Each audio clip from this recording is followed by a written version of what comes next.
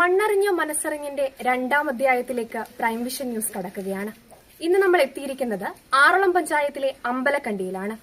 ബിനോയ് കുന്നയ്ക്കാമണ്ണിൽ എന്ന കർഷകന്റെ വീട്ടുമുറ്റത്താണ് ഇപ്പോൾ നമ്മൾ നിൽക്കുന്നത്. ഈ കർഷകനെ പറ്റി കൂടുതൽ പറയുമ്പോൾ ജൈവ കർഷകനാണ്, സമ്മിശ്ര കർഷകനാണ്, യുവ കർഷകൻ എന്ന നിലയിൽ 2019 മുതൽ നിരവധി അവാർഡുകളും ഇദ്ദേഹത്തെ തേടിയെത്തിയിട്ടുണ്ട്. അദ്ദേഹത്തിന്റെ കൂടുതൽ വിവരങ്ങൾ നമുക്ക് അദ്ദേഹത്തോട് തന്നെ ചോദിച്ചറിയാം.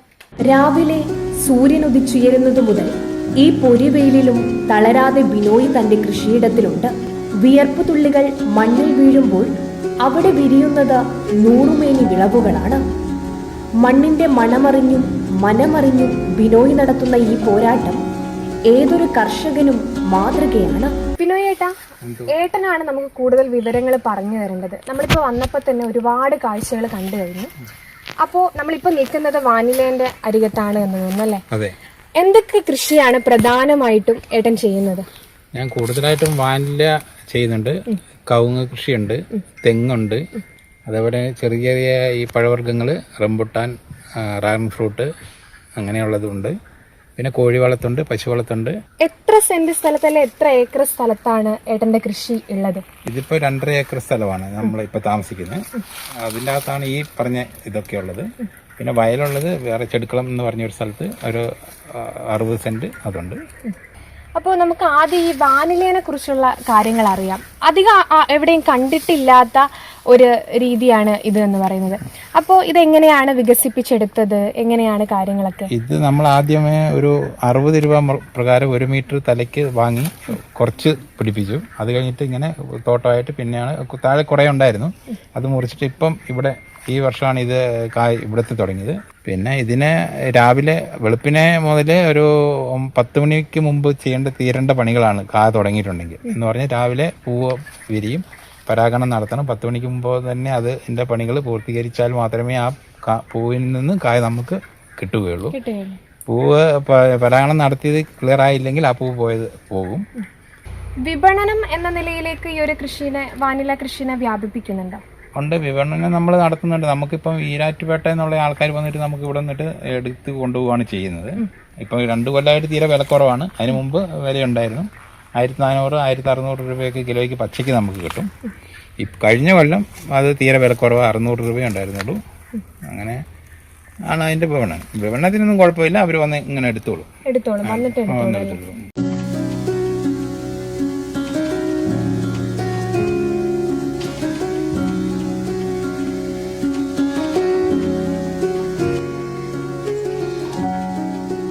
ഇത് എൻ്റെ ഒരു ചെറിയൊരു കുരുമുളക് തോട്ടമാണ്. ഇത് വിപുലപ്പെടുത്തണമെന്നൊരു ആഗ്രഹത്തോടു കൂടി ആണ് ഇവിടെ ഇത്ര സ്ഥലം ചെയ്തിരിക്കുന്നത്. ഇത് സ്വന്തമായിട്ട് ഞാൻ സിമെൻറ്റ് കാല് വാർത്ത് അതിൻ്റെ മേലെ പൈപ്പ്, എല്ലാവരും സിമെൻറ്റ് കാലാണെങ്കിൽ സിമെൻറ്റ് കാല്, പൈപ്പാണെങ്കിൽ പൈപ്പ്, അത് തന്നെ ഇട്ടിട്ടാണ്. ഞാൻ ഇത് അല്ലാണ്ടൊരു മാറ്റം ചെയ്ത് നോക്കിയതാണ് എങ്ങനെയുണ്ടെന്ന്. വൈവിധ്യങ്ങളുടെ ഒരു കലവറ തന്നെയാണ് ഈ കൃഷിയിടം. ഏലം, കാപ്പി തുടങ്ങിയ നാണ്യവിളകൾ മുതൽ റംബുട്ടാൻ, ഡ്രാഗൺ ഫ്രൂട്ട്, ഓറഞ്ച് തുടങ്ങിയ വിദേശ പഴങ്ങൾ വരെ ഇവിടെ തഴച്ചു വളരുന്നു. ഇവ കൂടാതെ വെസ്റ്റ് ഇന്ത്യൻ ചെറി, മുരിങ്ങ, മൾബറി തുടങ്ങി ഒട്ടനവധി ഇനങ്ങളും ബിനോയിയുടെ കൈപുണ്യത്തിൽ ഇവിടെ വിളയുന്നുണ്ട്. ഏട്ടന് ഇപ്പോൾ പല അവാർഡുകളും ഏട്ടനെ തേടി എത്തിയിട്ടുണ്ട്. അത്രയും നല്ല കൃഷികളാണ് നമ്മളിവിടെ കാണുന്നത്. സ്വന്തമായിട്ട് കോഴി ഉണ്ട്, അതുപോലെ പശു ഉണ്ട്. വളത്തിന് മറ്റ് വിപണികളെ ആശ്രയിക്കേണ്ടതായിട്ട് അധികം വരുന്നില്ല. എന്തെങ്കിലും ചെറുതായിട്ട് ചെയ്യുന്നുണ്ടെങ്കിലേ ഉണ്ടാവുള്ളൂ അല്ലേ? അപ്പോൾ എന്തൊക്കെ അവാർഡുകളാണ് ഏട്ടനെ തേടി എത്തിയിട്ടുള്ളത്? എനിക്ക് കൃഷിഭവൻ്റെ വകയിൽ പിന്നെ യുവ കർഷകൻ എന്നുള്ളതിൽ ആദ്യം നേരത്തെ തന്നെ കിട്ടിയിട്ടുണ്ട്. അതേത് വർഷമായിരുന്നു?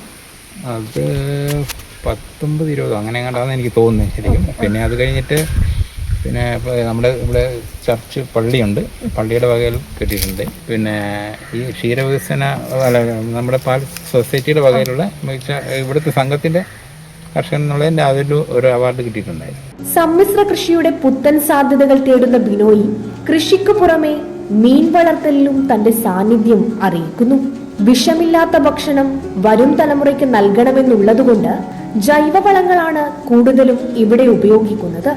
രാസവളങ്ങളുടെ അതിപ്രസരമില്ലാത്ത പ്രകൃതിയോട് ഇണങ്ങി നിൽക്കുന്ന ശുദ്ധമായ കൃഷിരീതി ബിനോയിയെ സംബന്ധിച്ചിടത്തോളം മണ്ണ് വെറുമൊരു മണ്ണല്ല, അത് ജീവനാണ്.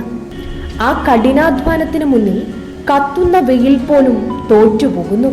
കൃഷിയോടുള്ള സ്നേഹവും അചഞ്ചലമായ പ്രയത്നവും ഉണ്ടെങ്കിൽ ഈ മണ്ണ് നമ്മെ ഒരിക്കലും കൈവിടില്ല എന്ന വലിയ സത്യം ഇദ്ദേഹം തന്റെ കൃഷിയിലൂടെ തെളിയിക്കുന്നു. ഇത് റോബസ്റ്റ് ഇനത്തിൽപ്പെട്ട വാഴയാണ്. ഇത് ഇപ്പൊ കൊലയ്ക്കാൻ ആയി. ഇത് നല്ല തൂക്കം കിട്ടുന്ന ഒരു വാഴയാണ്. ഇതിനാണ് ഈ വലിയ പരിപാലനമൊന്നും നമുക്ക് അങ്ങനെ ചെയ്യണ്ട, നാട്ടിൽ അങ്ങനെ കൊടുക്കണ്ട. കാറ്റിനെയൊക്കെ പ്രതിരോധിക്കാൻ അത്യാവശ്യം ശേഷിയുള്ള ഒരു ഇനം വാഴയാണിത്. അപ്പൊ ഇതിന്റെ നമ്മളെങ്ങനെ വെള്ളം നനയ്ക്കുന്നതും കാര്യങ്ങളും? നനയ്ക്കുന്ന പൈപ്പ്, മോട്ടോർ വെച്ചിട്ട് പൈപ്പ് നനയ്ക്കുക. പിന്നെ സ്പ്രിംഗ്ലർ ഉണ്ട്, അത് ഇടും. എത്ര വാഴയാണ് ഏകദേശമായിട്ട് ഉള്ളത്? ഇത് 50 എണ്ണം ഉണ്ട്. റോബസ്റ്റ് 50 എണ്ണം ഉണ്ട്. അത് കൂടാതെ വേറെ നേന്ത്രവാഴ ഉണ്ട്. സാധാരണ നേന്ത്രനുണ്ട്, സ്വർണ്ണമുഖി എന്ന് പറഞ്ഞ് ആ നേന്ത്രനുണ്ട്.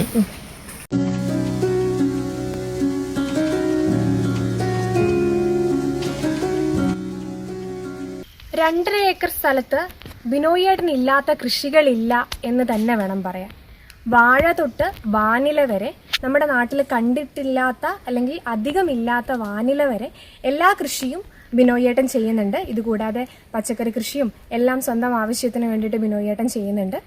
ഇവിടെ വന്നാൽ ഒരിക്കലും നമുക്ക് ആ കാഴ്ചകൾ നഷ്ടമാവില്ല എന്ന് വേണം പറയാൻ. അതുപോലെ തന്നെ എല്ലാ കർഷകർക്കും മാതൃകയാക്കാവുന്ന തരത്തിലാണ് ബിനോയേട്ടൻ്റെ ഈ കൃഷിരീതികൾ മുന്നോട്ടേക്ക് പോയിക്കൊണ്ടിരിക്കുന്നത്. സ്വന്തമായി ജൈവവളം അതിനായിട്ട് ഉൽപ്പാദിപ്പിക്കുന്നുണ്ട്. ഒരു സമ്മിശ്ര കർഷകൻ എന്ന് എടുത്തു പറയാൻ കാരണം ബിനോയേട്ടന് ഇവിടെ പശുവുണ്ട്, അതുപോലെ കോഴി ഫാമുണ്ട്. അങ്ങനെ ഒരു കർഷകൻ എന്തെല്ലാം വേണമോ അതെല്ലാം തന്നെ ബിനോയേട്ടൻ ഇവിടെ ഉണ്ടാക്കുന്നുണ്ട് എന്നുള്ളതാണ്. അദ്ദേഹത്തിൻ്റെ ഉപജീവന മാർഗമാണ്. നല്ലൊരു കർഷകനാണ്, മികച്ച കർഷകനായി ആദരിച്ചിട്ടുള്ള ഒരു കർഷകൻ കൂടിയാണ്. ഈ ഒരു കാർഷിക വൃത്തിയിൽ ഇനിയും ബിനോയേട്ടൻ ഒരുപാട് മുന്നോട്ടേക്ക് നേടാൻ സാധിക്കട്ടെ, അതുപോലെ ഒരു വിജയം ജീവിതത്തിൽ കൈവരിക്കാൻ സാധിക്കട്ടെ എന്നാണ് പ്രൈം വിഷൻ ആശംസിക്കാനുള്ളത്. അപ്പോൾ നല്ല രീതിയിൽ ഇനിയും കൃഷി ചെയ്ത് മുന്നോട്ടേക്ക് പോകാൻ പറ്റട്ടെ. എല്ലാവരിൽ നിന്നും എല്ലാ പ്രോത്സാഹനവും കിട്ടട്ടെ എന്ന് ആശംസിക്കുന്നു.